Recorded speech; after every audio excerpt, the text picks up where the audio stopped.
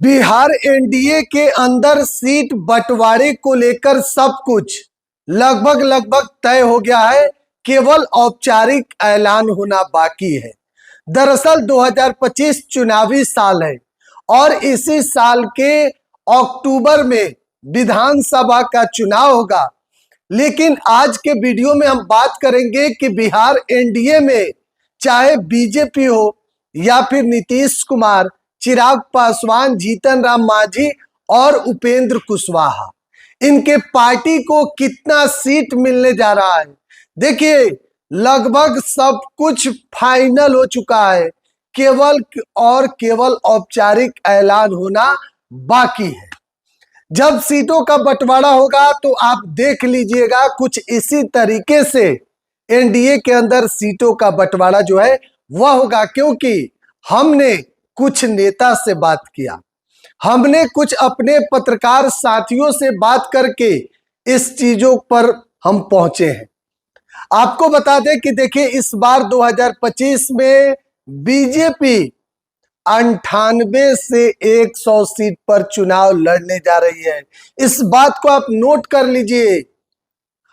98 to 100 सीटों पर इस बार बीजेपी चुनाव लड़ने जा रही है और 105 सीटों पर नीतीश कुमार की पार्टी जनता दल यूनाइटेड। दरअसल इसके पीछे की वजह है, आपको मालूम होगा कि 2024 जो हाल फिलहाल में लोकसभा का चुनाव हुआ है, नीतीश कुमार का बिहार में बेहतरीन स्ट्राइक रेट रहा है।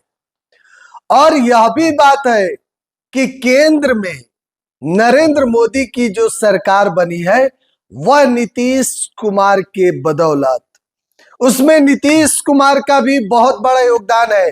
तो आप नीतीश कुमार को इस तरह से भी दरकिनार नहीं कर सकते हैं। तो अब देखिए, 98 से 100 सीट पर बीजेपी चुनाव लड़ सकती है। 105 सीट जेडीयू को दिया जाएगा 2025 में। अब बात होती है चिराग पासवान, जीतन राम मांझी और उपेंद्र कुशवाहा।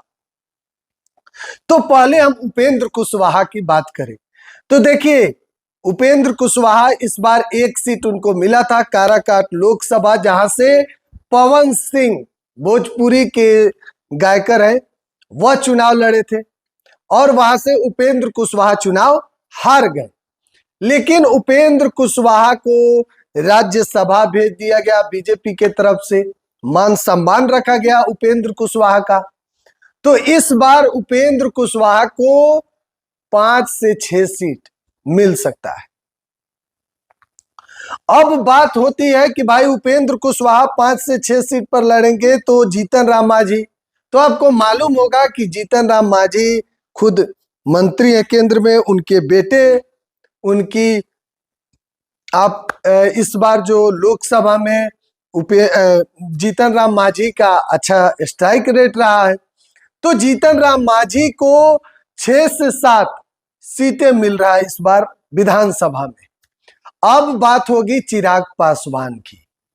देखिए, चिराग पासवान इस बार पूरी तरीके से आप देख रहे होंगे कि बीजेपी से नाराज चल रहे हैं। चिराग मीडिया में भी बयान दे रहे हैं। आपको मालूम होगा कि दबाव जो है सीटों को लेकर है। लेकिन चिराग इस बात को जानते हैं कि भाई सबसे बेहतर अगर किसी ने लोकसभा में परफॉर्मेंस किया एनडीए में तो वह चिराग पासवान की पार्टी है। 5 के 5 सीट चिराग ने जीत हासिल किया। लेकिन अब बात होती है भाई लोकसभा में, विधानसभा में चिराग पासवान कितने सीटों पर चुनाव लड़ेंगे।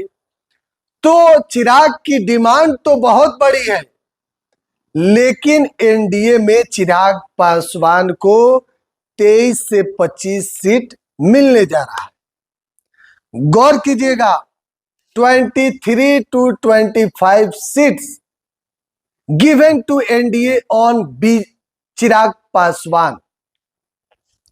बीजेपी एनडीए जो है वह चिराग पासवान को 23 से 25 सीट देने जा रही है और चिराग इस बार जो है पूरी तरीके से आर पार की लड़ाई के मूड में है।